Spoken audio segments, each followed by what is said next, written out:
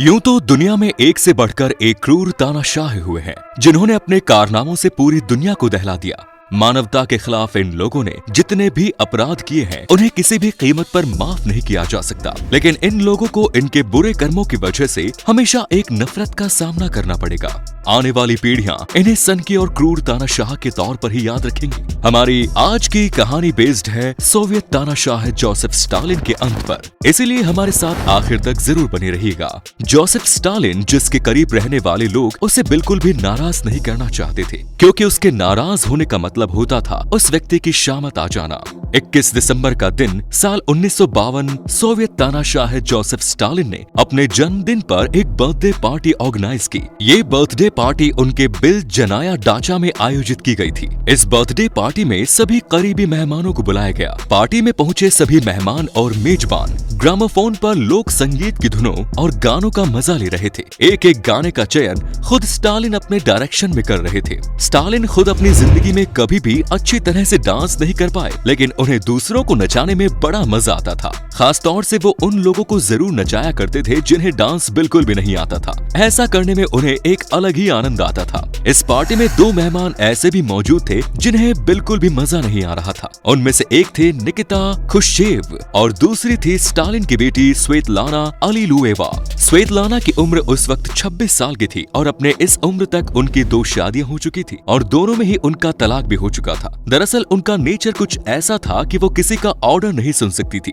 वो नहीं चाहती थी कि कोई उन्हें कुछ करने के लिए कहे। चलिए एक बार फिर हम वापस आते हैं स्टालिन की पार्टी में। स्टालिन चाहते थे कि निकिता ख्रुश्चेव उस पार्टी में यूक्रेन का गुफा डांस करे। उन्हें छेड़ने में स्टालिन को कुछ ज्यादा ही मजा आ रहा था। इस पार्टी में स्टालिन चाहते थे कि स्वेतलाना उनके साथ डांस करे। जब उन्होंने इस बात के लिए स्वेतलाना से कहा तो उन्होंने मना कर दिया। ये बात स्टालिन से बर्दाश्त नहीं हुई और उन्होंने स्वेतलाना के बाल पकड़कर उसे घसीटते हुए आगे ले आए। स्वेतलाना की आंखों में आंसू आ गए थे। निकिता खुश्चेव अपने किताब खुश्चेव रिमेम्बर्स में लिखते हैं कि स्टालिन का अपनी बेटी के प्रति यह व्यवहार उनके बेटी के प्रति प्यार दिखाने का एक तरीका था। हालांकि लोगों को लग सकता है कि स्टालिन अपनी बेटी के प्रति कितने कठोर व्यवहार वाले इंसान थे। स्टालिन इस तरह की हरकतें अक्सर किया करते थे। इसके लगभग 2 महीने बाद 28 फरवरी को अपने 4 सीनियर सहयोगियों को अपने डाचा पर बुलवाया गया। ये 4 लोग थे बुल्गनिन, जॉर्जी मेलेंको, बेरिया, ख्रुश्चेव। इन चारों को स्टालिन ने अपने साथ फिल्म देखने के लिए बुलवाया था। फिल्म देखने के बाद खाने पीने और शराब का भी इंतजाम था। इस पूरी मीटिंग के दौरान सभी ने इस बात का ध्यान रखा कि स्टालिन को कोई बात बुरी न लगे। ये पार्टी सुबह 4 बजे तक चली।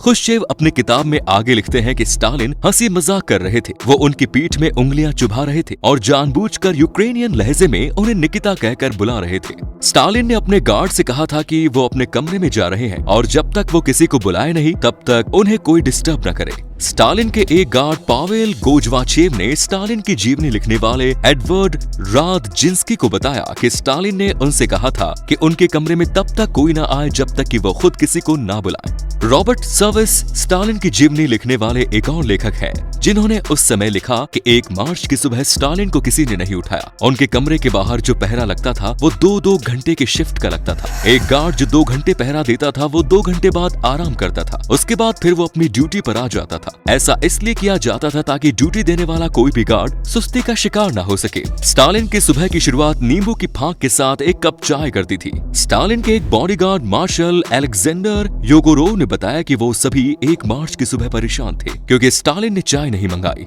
हालांकि ये लोग ये सोचकर बैठ गए कि स्टालिन ने थर्मस में रखी हुई चाय पी ली होगी। पूरे दिन स्टालिन ने ना तो खाना मंगवाया ना कोई और आदेश आया। शाम 6:30 बजे ढांचा की लाइट ऑन कर दी गई और रात 10 बजे मॉस्को की सेंट्रल कमेटी के दफ्तर से स्टालिन के लिए एक पार्सल आया। सभी गार्ड ने मिलकर ये डिसाइड किया कि पावेल लोजगचेव उस पार्सल को लेकर स्टालिन के कमरे में जाएंगे। पावेल जब कमरे में पहुंचे तो हैरान रह गए। ऑटोबायोग्राफी लेखक एडवर्ड रादजिंस्की लिखते हैं कि स्टालिन जमीन पर गिरे हुए थे। उनका एक हाथ ऊपर उठा हुआ था। उनका पेशाब कपड़े में ही हो गया था। वो पूरी तरह से बेहोश नहीं हुए थे। बोलना चाह रहे थे पर बोल नहीं पा रहे थे। पास में मिनरल वाटर की बोतल और प्रावदा अखबार पड़ा हुआ था। गार्ड्स ने अपने मन से ही अनुमान लगा लिया कि हो सकता है स्टालिन ने लाइट जलाने या बुझाने की कोशिश की हो और इस दौरान वो जमीन पर गिर पड़े। स्टालिन के बॉडीगार्ड्स के सामने स्टालिन की ऐसी हालत थी, लेकिन फिर भी किसी ने उनके लिए डॉक्टर को कॉल नहीं किया। गार्ड्स ने उस समय के गृह मंत्री सर्जेई इग्नातियेव को फोन लगाया। सर्जेई ने मेलेंकोव और बेटी बेरिया को इन्फॉर्म किया। बेरिया उस समय अपनी एक महिला मित्र के साथ डाचा में थे। मुल्कनोव और रादजिंस्की अपनी किताब में लिखते हैं कि कॉमरेड स्टालिन की बीमारी के बारे में किसी को कुछ भी बताने से मना किया गया था और यह आदेश बेरिया ने जारी किया था। इधर स्टालिन के रूप में लोग ऊपर से ऑर्डर का इंतजार करते रहे। उन्होंने सिर्फ स्टालिन को उठाकर पहले दीवार के सहारे बिठाया, फिर उन्हें उठाकर डाइनिंग हॉल में लिटा दिया। सबसे पहले बेरिया और मेलेनकोव वहां आए। स्टालिन की एक और जीवनी लिखने वाले दिमित्री वाल्कोगोनोव ने अपनी किताब स्टालिन ट्रायम्फ एंड ट्रेजेडी में लिखा है कि मेलेनकोव को जब लगा कि उनके जूते स्टालिन के फर्श पर आवाज कर रहे हैं तो उन्होंने अपने जूते उतारकर हाथ में ले लिए। वो बेरिया और स्टालिन के सामने खड़े थे और उस स्टालिन जोर जोर से खर्राटे भरने लगे। बेरिया ने तब भी डॉक्टर को नहीं बुलाया, बल्कि गार्ड्स को जरूर हड़काया कि देखो कॉमरेड स्टालिन गहरी नींद में सो रहे हैं, इसलिए तुम सब कमरे से बाहर निकलो। स्वेतलाना को दूसरे दिन सुबह 10 बजे इस घटना की खबर मिली, जिस समय वो अपनी फ्रेंच क्लास कर रही थी। वाल्कोगोनोव ने अपनी किताब में लिखा है कि साल 1953 की शुरुआत में ही स्टालिन कई बार बेहोश हुए और उनका ब्लड प्रेशर बढ़ा हुआ रहता था। दरअसल स्टालिन को डॉक्टरों पर भरोसा नहीं था। वो चाहते थे कि डॉक्टर उनके डाचा से हमेशा दूर रहें। स्टालिन ने सिगरेट पीना बंद कर दिया। डॉक्टर के पहुंचने पर स्टालिन को बीमार हुए लगभग 12 घंटे हो चुके थे। डॉक्टर ने देखा कि स्टालिन अपने पेशाब में भिगे हुए थे। उनके कपड़े निकालकर सिरके के सोल्यूशन से साफ किया गया। उसके बाद डॉक्टर ने देखा कि उन्हें खून की उल्टी हो रही है। डॉक्टरों ने उनके चेस्ट का एक्सरे लिया। स्टाइल इन द प्लांट नाम की किताब में जोनाथन ब्रैंड और व्लादिमीर नाउमोव लिखते हैं कि डॉक्टर समझ चुके थे कि स्टालिन की हालत गंभीर है और उनके पूरे राइट बॉडी पार्ट्स में लकवा मार गया। डॉक्टरों ने उन्हें एनिमा देने की भी कोशिश की, मगर वो जानते थे कि इसका भी कोई विशेष फायदा नहीं होने वाला।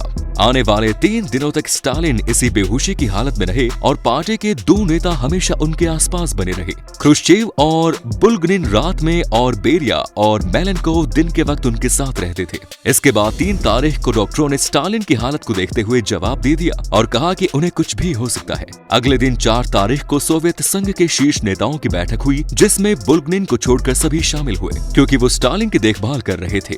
इस बैठक में बेरिया के प्रस्ताव पर मेलेनकोव को स्टालिन की जगह लेने पर सहमति बनी। इसके बाद सभी लोग स्टालिन को देखने पहुंचे, लेकिन फिर भी स्टालिन का खौफ इतना था कि उनकी अर्ध बेहोशी की हालत में भी उनके आसपास खड़े लोग सामान्य नहीं हो पा रहे थे। इस बीच बेरिया ये दिखाने की कोशिश कर रहे थे कि स्टालिन के सबसे निकट वही है। स्टालिन की बेटी स्वेतलाना अलीलुएवा ने अपनी किताब 20 लेटर टू अ फ्रेंड्स में लिखा कि स्टालिन के होंठ काले पड़ गए, चेहरा इतना बदल गया था कि पहचानना मुश्किल हो रहा था। अपनी अंतिम सांस ले रहे स्टालिन ने अचानक सुबह 9:50 पर अपनी आंखें खोली और कमरे में मौजूद हर एक शख्स को देखा। उसके बाद उन्होंने अपना एक हाथ इस तरह उठाया जैसे कि वो किसी को श्राप दे रहे हो। इसके बाद उनका देहांत हो गया। कमरे में मौजूद सभी लोग एक दूसरे के गले मिलकर रोने लगे। सभी लोगों ने मिलकर तय किया कि जिस तरह 1924 में स्टालिन ने लेनिन की बॉडी को प्रिजर्व किया, उसी तरह स्टालिन की बॉडी को भी प्रिजर्व किया जाएगा। इसके बाद 9 मार्च 1953 को स्टालिन का फ्यूनरल किया गया। उनके शव यात्रा में चीन के प्रधानमंत्री चुएन लाई, कम्युनिस्ट नेता